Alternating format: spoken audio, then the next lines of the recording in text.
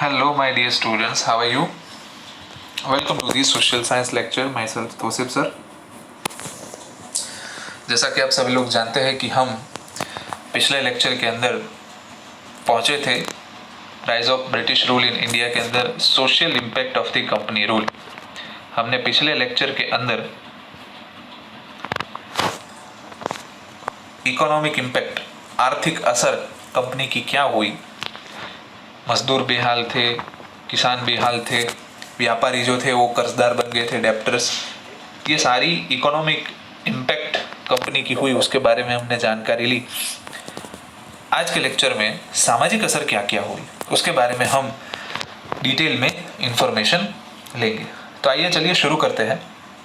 Social impact of the company rule.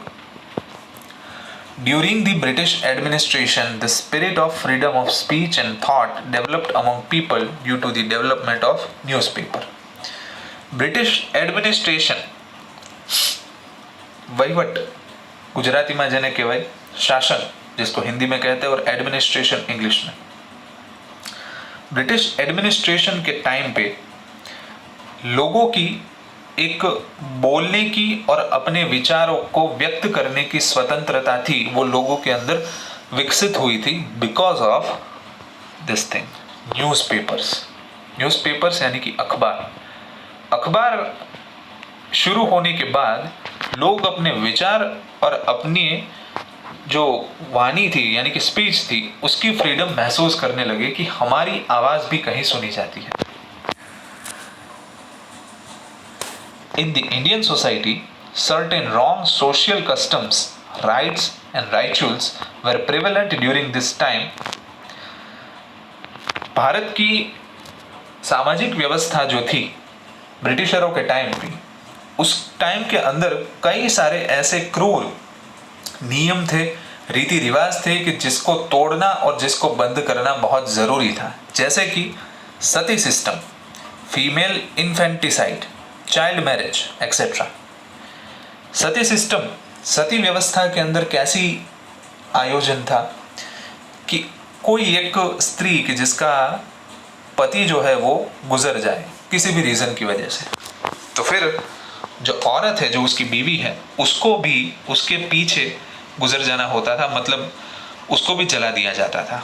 इसे सती व्यवस्था कहते थे। अभी उस बेचारी का क्या दोष, हम समझ सकते हैं कि ये बहुत ही एक क्रूअल राइचुअल्स थे, बहुत ही क्रूर रिवाज था ब्रिटिशरों के टाइम पे, जो हमारी सोसाइटी के अंदर बहुत ही फूला फाला था। Female infanticide,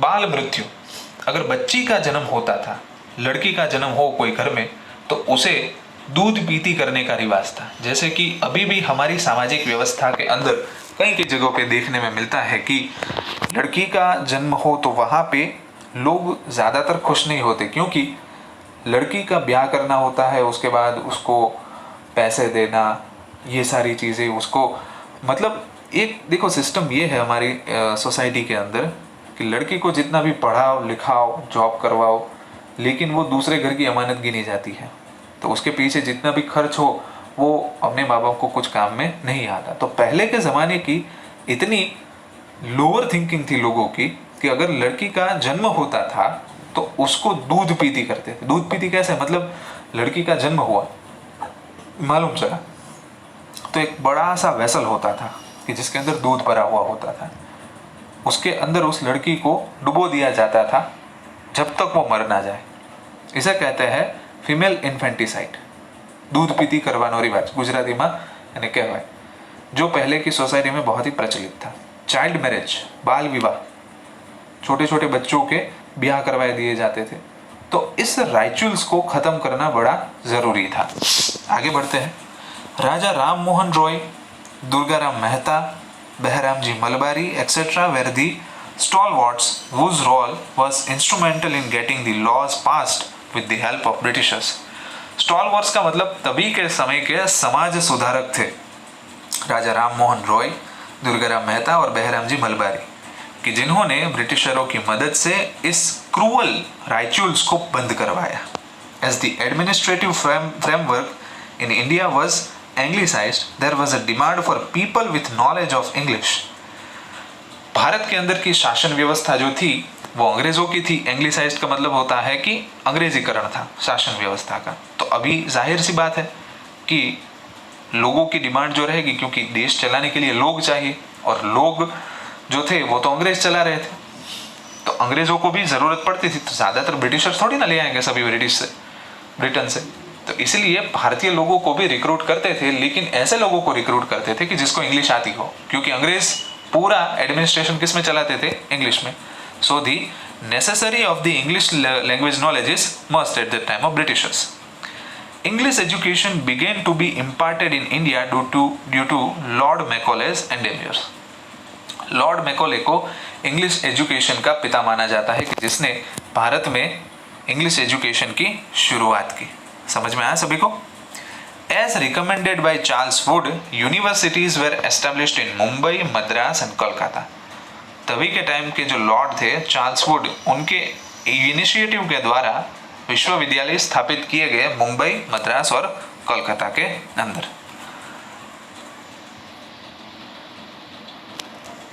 A whole class of people with knowledge of English developed because of English education.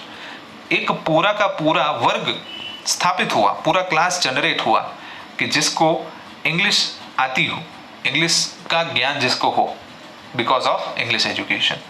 With the passage of time, this group made demands for social reforms and gave momentum to the process of reforms. अभी पढ़े लिखे लोग थे, वो जानकार थे कि अंग्रेजों की नीति क्या थी, तो वही लोग जिन्होंने इंग्लिश एजुकेशन लिया वही सामने सामाजिक बदलाव और अंग्रेजों के सामने एक डंडा लेके खड़े हुए अपनी डिमांड को लेके। So let us move towards the conclusion of this chapter. Thus, the East India Company came to India being allured by the prosperity and trade opportunity. वो एक लालच में आई थी ईस्ट इंडिया कंपनी भारत में ट्रेड करने के, हमारी समृद्धि से चकाचौंध होके वो हमारे यहाँ पे ट्रेड करने के लिए आई और यहाँ पे उसे अपॉर्चुनिटी भी दी गई। The company rule in India produced certain good and bad results in the political, economic, social and cultural fields. The company adopted the policy of making England prosperous and the coast of India, and the reforms they made in the administration for their own interest indirectly proved to be beneficial for India.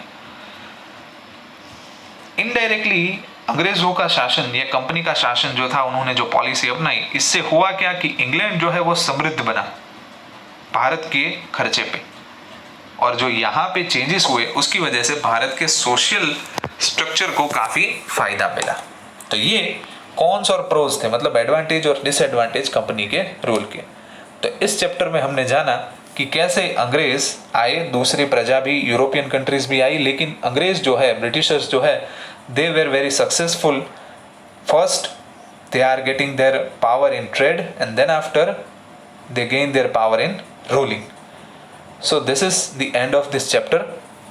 अब सभी लोगों को exercise complete करनी है आपकी फेयरबुक के अंदर, और ना समझ में आए वहाँ पे आप पूछ सकते हो। एक्सरसाइज खास करके आपको अपनी फेयरबुक के अंदर नोट डाउन करनी है सभी क्वेश्चंस, ठीक है? चलिए, तो आज का लेक्चर यहाँ तक रखते हैं। If you have any doubt in the chapter और in the exercise then you are free to tell me.